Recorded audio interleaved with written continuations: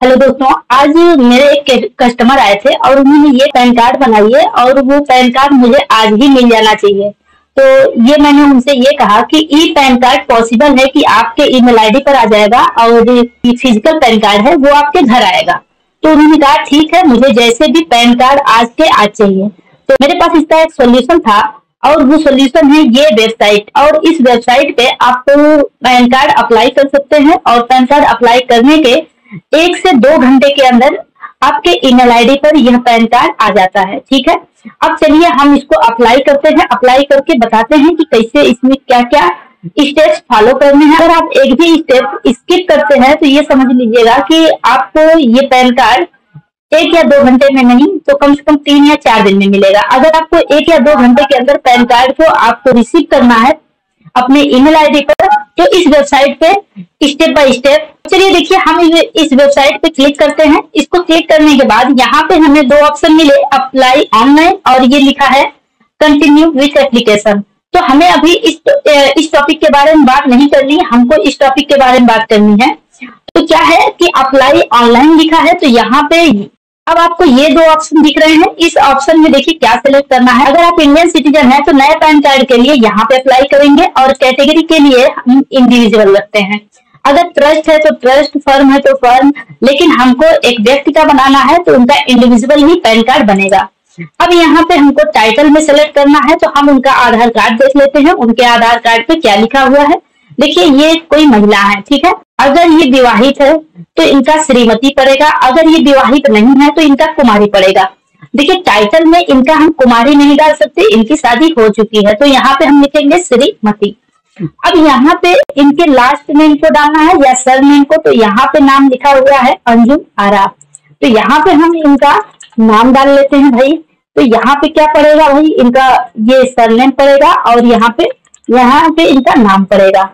अब यहाँ पे दिया है डेट ऑफ बर्थ, तो डेट ऑफ बर्थ हम बोल नहीं सकते, डेट ऑफ बर्थ हम डाल दे रहे हैं।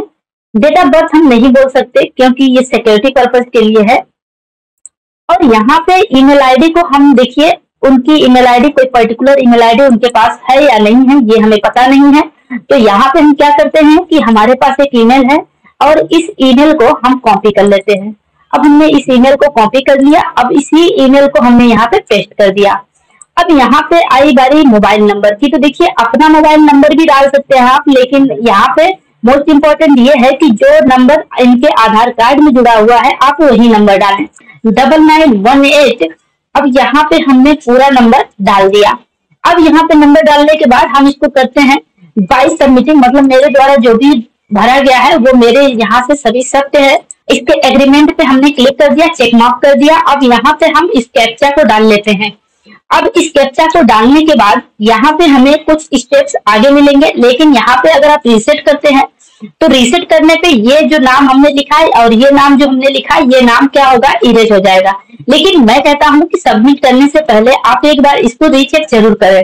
चलिए हमने इसको रीचेक कर लिया। यहाँ पे हमने जो भी नाम लिखा है वो बिल्कुल सही है और डेट ऑफ बर्थ जो हमने लिखा है वो तो बिल्कुल भी सही है। और यहाँ पे मोबाइल नंबर भी हमने चेक कर लिया और ये जो हमने ईमेल आईडी कॉपी की थी, अब यहाँ पे हम इसको कैप्चा फिल कर लेते हैं। कैप्चा को हमने भी मिला लिया फिर से। अब यहाँ पे सबमिट कर देते हैं। अब चलिए देखिए हम इसके नेक्स्ट स्टेप पे चलते हैं। नेक्स्ट स्टेप पे जाने के लिए हमको क्या करना है, continue with pan application form. अब यहाँ पे क्लिक करने के बाद देखिए उतना जितना आपने भरा वो टोकन नंबर के लिए था। असली कहानी यहाँ से शुरू होती है। अब यहाँ पे ध्यान से आप पढ़िएगा, how do you want to submit your PAN card application document, मतलब कि आप अपने डॉक्यूमेंट को कैसे सबमिट करना चाहते हैं। तो यहाँ पे लिखा है submit digitally through e-KYC and e sign paperless, मतलब कि मैं अगर इसको पेपरलेस करता हूँ तो मुझे कोई भी पेपर इस कंपनी को या फिर इसके एड्रेस पे हमको कोई भी कागजात नहीं भेजने होंगे। अब हम क्या करेंगे कि यहाँ पे सबमिट डिजिटली थ्रू ई-केवाईसी, क्योंकि हमको ये पैन कार्ड आज ही उन्हें देना है। तो यहाँ पे क्या होगा कि यहाँ पे अगर ई साइन हम नहीं करते हैं तो यहाँ पे जब ई साइन नहीं करेंगे तो उनके पास पैन कार्ड हमारा नहीं आ पाएगा। ठीक है, तो यहाँ पे हम इसको क्लिक कर लिए। अब यहाँ पे कुछ ऑप्शन कह रहा है, अब देखिए इसको पढ़ेंगे आप। अगर मैं इसको पढ़ के आपको समझाने लगूं तो वीडियो काफी लंबी हो जाएगी। ठीक है, तो यहाँ पे आप इसको पूरा ध्यान से पढ़िएगा। अगर नहीं आए तो आप इसको ट्रांसलेट कर लीजिएगा, ट्रांसलेट करके हिंदी में इसको पढ़ सकते हैं, ठीक है। अब देखिए whether physical PAN card is required, कह रहा है कि क्या आपको फिजिकल कार्ड की रिक्वायर है। इसमें क्या है, हम यहीं पे क्लिक करेंगे क्योंकि हमको फिजिकल और ई पैन कार्ड दोनों ही चाहिए होंगे। तो यहाँ पे आधार नंबर की लास्ट 4 डिजिट डालनी होगी। अब देखिए लास्ट 4 डिजिट हम डालते हैं। अब हमने लास्ट 4 डिजिट डाल दिया। कह रहा है I hereby agree that my photograph as available in Aadhaar shall be printed on the PAN card. इसके कहने का ये मतलब है कि अगर आप यहाँ पे यस करते हैं तो आपके जो आधार कार्ड पे फोटो है, यहाँ पे देखिए इनके जो आधार कार्ड पे फोटो है वही फोटो इनके पैन कार्ड पे भी आ जाएगा। आधार पे फोटो है उसके लिए ही हम हाँ कर देते हैं, ठीक है। अगर आप हाँ नहीं करते हैं तो आपका पैन कार्ड थोड़ा सा लेट होगा, प्रोसेस में थोड़ा सा लेट होगा और वो फोटो मैच करेंगे, ठीक है। अब यहाँ पे लिखा है जेंडर। देखिए यहाँ पे हमने टाइटल जो टोकन नंबर के लिए भरा था वही हमको टाइटल रहेगा, और यहाँ पे हमने उनका नाम भरा था कस्टमर का, और यहाँ पे कस्टमर का फर्स्ट नेम भरा था। अब यहाँ पे कस्टमर का पूरा नाम दिख रहा है और यहाँ पे उसका डेट ऑफ बर्थ है। अब यहाँ पे देखिए कि लिखा है जेंडर। जेंडर कौन सा है, तो आप यहाँ पे इंडिविजुअल के लिए जेंडर होता है। अगर आप फर्म या फिर किसी कंपनी के लिए आप अगर पैन कार्ड बनाते तो यहाँ पे आपसे जेंडर नहीं पूछता, लेकिन हमने सेलेक्ट किया था इंडिविजुअल, तो इंडिविजुअल में ये पूछता है कि ये पर्सन जो है वो क्या है, मेल है कि फीमेल है कि ट्रांसजेंडर है। तो यहाँ पे आपको बताना है। तो ये महिला है, महिला के लिए फीमेल सेलेक्ट करेंगे। अब यहाँ पे कुछ आ रहा है रजिस्ट्रेशन नंबर, तो इसे आपको कुछ भी नहीं करना है क्योंकि ये सेलेक्ट नहीं हो सकता है। Have you ever been known by any other name, कह रहा है कि क्या आपके पास कोई इसके अलावा दूसरा नाम भी है। क्योंकि देखिए गांव में ऐसा होता है कि कुछ लोगों का असल नाम कुछ और होता है और बुलाने वाला नाम कुछ और होता है। तो आप चाहे तो पैन कार्ड में बुलाने वाला भी नाम डाल सकते हैं और इसको भी डाल सकते हैं, तो वो अलग से नाम उसमें जुड़ा रहेगा। तो चलिए हम आगे बढ़ते हैं। अब क्या आप अपनी माता का ही नाम इस पे अगर आपके पेरेंट या गार्जियन में सिर्फ माँ है तो माँ का ही नाम आप डाल सकते हैं इस पैन कार्ड पे, आपका जो प्रिंटेबल होके आएगा। तो हमने कह दिया है नो। अब यहाँ पे क्या होगा कि हम यहाँ पे उस महिला के पिता का नाम भरेंगे, ठीक है। चलिए हम उस महिला के पिता का नाम भी भर लेते हैं। देखिए हमने उस महिला के पिता का नाम भर लिया है। अब देखिए यहाँ पे क्या करना है कि यहाँ पे ये ऑप्शन है कि मिडिल नेम। देखिए मैंने पहले ही समझाया था अगर कोई थर्ड नेम हो तो ये मिडिल नेम में ये भरा जाएगा और लास्ट नेम में ये भरा जाता है, ठीक है। अब देखिए यहाँ पे क्या है कि अगर मैं फादर नेम पे क्लिक करता हूँ तो पैन कार्ड पे इनके, तो चलिए अगर हम यहाँ पे क्लिक कर लेते हैं, अगर हम मदर पे क्लिक करेंगे तो इनके पैन कार्ड पे मदर का नाम प्रिंट होके आएगा। लेकिन हमारे केस में क्या है कि हमने यहाँ फादर का नाम डाला है तो फादर का नाम भी प्रिंट होकर आएगा, ठीक है। तो यहाँ पे नेक्स्ट कर लेते हैं। नेक्स्ट करने के बाद यहाँ पे आपको कई ऑप्शन मिलेंगे। कह रहा है source of income. Source of income में आप देख सकते हैं लिखा है प्लीज टिक एंड एप्लीकेबल।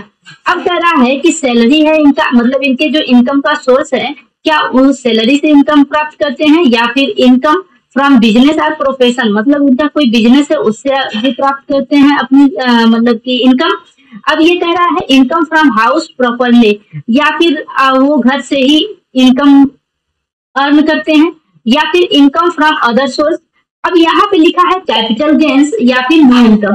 अगर महिला है तो आप यहाँ पे नो इनकम भी डाल सकते हैं, लेकिन मेरे केस में ये महिला जो है उनका हम डालते हैं इनकम फ्रॉम अदर सोर्सेस, ठीक है। अब यहाँ पे देखिए, यहाँ पे सबसे एक अच्छी चीज ये होती है कि यहाँ पे रेजिडेंस और ऑफिस का एड्रेस होता है, लेकिन रेजिडेंस एड्रेस जो आपके आधार पे होता है वही सेम ये कलेक्ट कर लेता है। लेकिन आपको अगर यहाँ पे ऑफिस का एड्रेस डालना है तो आप यहाँ पे ऑफिस एड्रेस डाल सकते हैं। तो यहाँ पे हम ऑफिस एड्रेस डालते हैं। मान लीजिए हमने लिख दिया, अब हमने CSC ई गवर्नेंस डाल दिया और यहाँ पे हमने एड्रेस डाल दिया, ठीक है। अब यहाँ पे आपको क्या करना है, यहाँ पे पूछ रहा है कि आप अपना एड्रेस का जो आपकी ऑफिस का एड्रेस है वो डालिए। तो यहाँ पे हम name of premises and building और विलेज डाल देते हैं। तो चलिए हमने यहाँ पे अपना एड्रेस डाल दिया अपनी ऑफिस का। अब यहाँ पे पोस्ट ऑफिस का है तो पोस्ट ऑफिस भी लिख देते हैं वही। कि यहाँ पे लिखा है कि एरिया, लोकेलिटी, तालुका और सब डिवीजन, तो यहाँ पे आप अपनी तहसील का नाम डाल सकते हैं। और यहाँ पे टाउन और विलेज सिटी डालना है तो यहाँ पे आप अपनी सिटी का नाम ही डालें। ठीक है, अब यहाँ पे आप अपनी सिटी का नाम ही डालें और कंट्री नेम में आपको पता ही है कि इंडिया डालना है, क्योंकि ये जो पैन कार्ड अप्लाई किया जा रहा है वो इंडियन व्यक्ति के लिए है। और यहाँ पे हमने क्या लिखा था, यहाँ पे हमने पोस्ट लिखा था। अब यहाँ पे आता है, इसकी बारी आती है वही कि ये आपका स्टेट कौन सा है, तो स्टेट को सेलेक्ट करने के लिए हम यहाँ पे क्लिक कर लेते हैं। हमारा स्टेट उत्तर प्रदेश है तो हमने उत्तर प्रदेश पे क्लिक कर लिया। अब ये पिन कोड पूछ रहा है तो पिन कोड पे आप पिन कोड क्लिक कर दीजिए। अब यहाँ पे कंट्री कोड के लिए ये कह रहा है कि कंट्री कोड डालिए, तो हमने कंट्री कोड के लिए क्लिक कर लिया। अब यहाँ पे हमने इंडिया डाला। इंडिया डालने के बाद अब हमारा आ गया यहाँ +91 और यहाँ पे मोबाइल नंबर जो कस्टमर का है वो वही रहेगा। ठीक है, अब यहाँ पे हम इसको देखिए, ये कह रहा है कि यहाँ पे जो कॉन्टेक्ट डिटेल है आपकी वही रहेगी। यहाँ पे मोबाइल नंबर है, अगर आप चाहें तो यहाँ से नंबर बदल सकते हैं, लेकिन नंबर बदलने की जरूरत नहीं है क्योंकि वो ईमेल आईडी जो हमने कॉपी की थी वही कॉन्टेक्ट की ईमेल आईडी में भी रहेगा। देखिए ये पूछ रहा है कि below in the advisable AO code is required, मतलब अगर रिक्वायर्ड है तो आप यहाँ पे एओ कोड डाल सकते हैं। लेकिन अगर मैं कहूँ कि आपको अगर एओ कोड नहीं आ रहा है तो देखिए यहाँ पे ये जब आप खोलेंगे तो यहाँ पे बिल्कुल ब्लैंक होगा। लेकिन अगर आप यहाँ पे पिन कोड डालते हैं, इसका नया अपडेट है, अगर यहाँ पे आप पिन कोड डालते हैं तो ये एओ कोड फेच कर लेगा ऑटोमेटिकली। देखिए मैंने यहाँ पे पिन कोड डाला और यहाँ पे ये फेच कर लेगा। देखिए मैंने यहाँ पिन कोड डाला और यहाँ से फेच करा दिया, इसकी जरूरत भी नहीं पड़ेगी, आप सिर्फ पिन कोड डालिएगा और ये फेच ऑटोमेटिकली कर लेगा। चलिए देखते हैं, क्योंकि ये देखिए इसको सर्च करने में काफी प्रॉब्लम होती थी पहले, लेकिन अब इसका अपडेट एक बढ़िया अपडेट हो गया है कि यहाँ पे जैसे ही आप पिन कोड डालेंगे आपका यहाँ पे ये आपका एओ कोड बता देगा। हमने अपने ऑफिस का पिन कोड डाल दिया था, लेकिन जो कस्टमर का पिन कोड है आप वही डालें। ठीक है, तो हम क्या करते हैं कि कस्टमर का पिन कोड डालते हैं। अब हमने कस्टमर का पिन कोड डाल दिया, अब यहाँ पे क्लिक करते हैं और यहाँ पे फेच पे क्लिक कर देते हैं। हमारे केस में क्या है कि हमारा पिन कोड और ये कस्टमर का पिन कोड बिल्कुल सेम एओ कोड को सर्च कर रहा है। तो अब क्या करते हैं, नेक्स्ट करेंगे हम लोग। नेक्स्ट करने के बाद यहाँ पे कुछ डॉक्यूमेंट डिटेल्स आ रही है। अब यहाँ पे डॉक्यूमेंट डिटेल में आपको बहुत बढ़िया से मिला लेना है। कह रहा है I/B हैव इनक्लोज्ड, कह रहा है कि मैं या हम जो हमारा ये है दस्तावेज उनको दिया गया है। कह रहा है प्रूफ ऑफ आइडेंटिटी, तो ये प्रूफ ऑफ आइडेंटिटी में आपका आधार कार्ड ही होगा और प्रूफ ऑफ एड्रेस में भी आपका आधार कार्ड दिखा रहा है और proof of date of birth तो यहाँ पे आपका आधार कार्ड है। अब डिक्लेरेशन में आपको इसके जो डिक्लेरेशन है उसको एक्सेप्ट करने होंगे। तो इसमें आप बता रहे हैं कि भैया ये हमारे द्वारा ही फॉर्म भरा जा रहा है और यहाँ पे हिमसेल्फ या हरसेल्फ यहाँ पे डाला जाता है। पुरुष के लिए हिमसेल्फ होता है और महिला के लिए हरसेल्फ होता है, लेकिन यहाँ पे दोनों ऑब्लिक करके है तो यहाँ पे कोई प्रॉब्लम नहीं है। आप यहाँ पे इसको क्लिक कर दीजिएगा। यहाँ पे एक चीज और शो कर रही है रिप्रेजेंटेटिव एसएससी। तो यहाँ पे क्या है कि यहाँ पे अगर आप किसी लड़के का पैन कार्ड बनाते और वो 18 साल से कम का होता, वो माइनर कैटेगरी में आता, तो यहाँ पे रिप्रेजेंटेटिव में उसके माता या पिता का सिग्नेचर लगता है, तो उसमें रिप्रेजेंटेटिव एसएसएस का डाला जाता है। ठीक है, अब यहाँ पे प्लेस में आप क्या डालेंगे भाई, प्लेस में आपकी जो ऑफिस का एड्रेस है उसके डिस्ट्रिक्ट का आप नाम डाल दीजिए। ठीक है, हमने अपने डिस्ट्रिक्ट का नाम डाल दिया है। यहाँ पे हम करते हैं इसको सबमिट। ये कह रहा है कि please verify the complete application form and confirm. तो यहाँ पे कह रहा है ना कि पर्सनल डिटेल को आप मैच कर लीजिए। तो यहाँ पे कह रहा है कि जो आपने 4 अंक का आधार पिछली बार भरा था, अब उसके आगे का 8 अंक जो है बचा हुआ उसको आप भर दीजिए। तो हमने क्या किया कि उस पूरे नंबर को फिल कर लिया। अब यहाँ पे देखिए कह रहा है नेम एज पर आधार, तो भाई वो जो आएगा वो आधार के नाम पे जो होगा वही सेम आएगा। तो हमने यहाँ पे नाम भी फिल किया था, तो नाम को आप मैच करा लीजिए एक बार फिर से। और यहाँ पे डेट ऑफ बर्थ को हमने फिल कर दिया था जो, उसको भी मैच करा लेते हैं। अब यहाँ पे लिखा है कि क्या फोटोग्राफ को यही आधार वाली ही चाहते हैं, तो हम कह देंगे भैया हाँ, हमको आधार कार्ड वाली ही फोटो चाहिए। अब यहाँ पे आपका कोई अदर नेम तो नहीं है? नहीं भैया, मेरा कोई अदर नेम नहीं है, ये इनका कहना है जिनका पैन कार्ड बनाया जा रहा है। Whether physical PAN card is required, हाँ उन्हें फिजिकल पैन कार्ड की रिक्वायरमेंट है।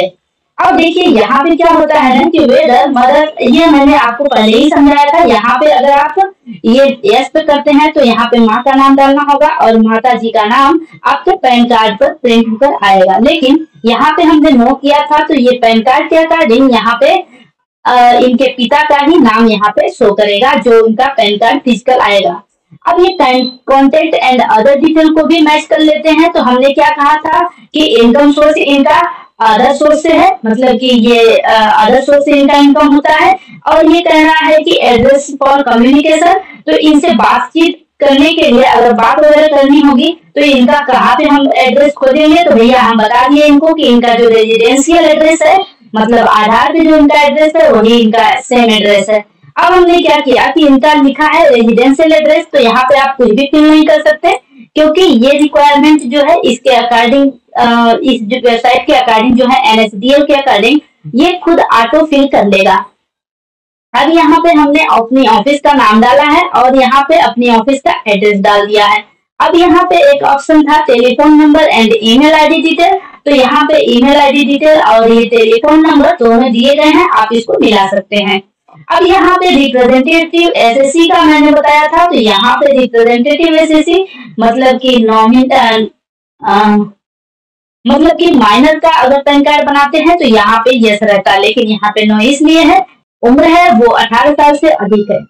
अब यहाँ पे एओ कोड की बात है, तो एओ कोड को हमने पिन कोड डाला था, उसी से इसने एओ कोड फेच कर लिया था। अब डॉक्यूमेंट डिटेल में देखते हैं कि क्या इसने देखा है, क्या भरा है।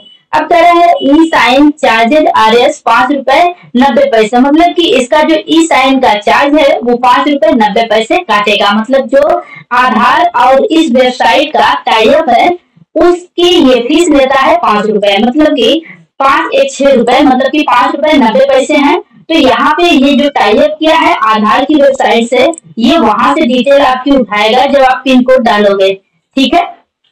अब ये कह रहा है document submitted as proof identity POI और POA, मतलब कि आपकी आइडेंटिटी का जो डॉक्यूमेंट है और जो आपका एड्रेस का प्रूफ है और ये डेट ऑफ बर्थ का प्रूफ है, तीनों को आपने मैच कर लिया, मिला लिया। अब यहाँ पे लिखा है डिक्लेरेशन, तो इस व्यक्ति का नाम है जिसका हमने पैन कार्ड भरा है, इस महिला का नाम हमने यहाँ भरा है और यहाँ पे आपको लिखा है कि हिमसेल्फ और हरसेल्फ। अब यहाँ पे प्लेस को हमने भर दिया। अब यहाँ पे हम इसको प्रोसीड करते हैं। प्रोसीड करने के बाद देखिए थोड़ा सा ये बफरिंग करेगा। अब इसके बाद ये आ गया online pan application type 49A। अब यहाँ पे कह रहा है कि पेमेंट मोड को आप सेलेक्ट कीजिए, तो चलिए हम पेमेंट मोड को सेलेक्ट कर लेते हैं। भैया पेटीएम पेमेंट मोड को सेलेक्ट हमने कर लिया। अब यहाँ पे हम इसको क्लिक करते हैं। अब ये कह रहा है कि प्रोसीड टू पेमेंट, तो अब हम इसको प्रोसीड टू पेमेंट पे क्लिक कर लेते हैं। अब देखिए यहाँ पे ई साइन का चार्ज लिखा है 5 रुपए 90 पैसे।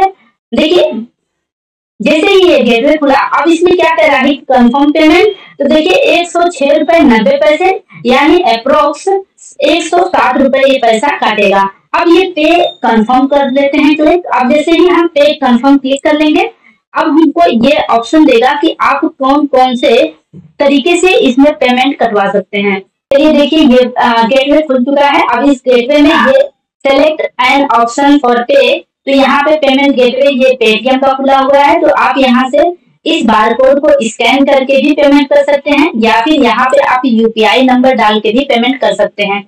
और यहाँ पे सबसे अच्छी चीज दिया है कि प्रीपेड डेबिट और क्रेडिट कार्ड। अब यहाँ पे डेबिट या क्रेडिट कार्ड से भी पेमेंट कर सकते हैं। अब यहाँ पे देखिए ये नेट बैंकिंग का भी ऑप्शन है, मतलब कि हर तरीके से आप पेमेंट कर सकते हैं। देखिए मैं इस बारकोड पे पेमेंट कर लेता हूँ। अब देखिए मैंने बारकोड को स्कैन किया, अब ये मैंने UPI डाला, अब ये पेमेंट हो गया।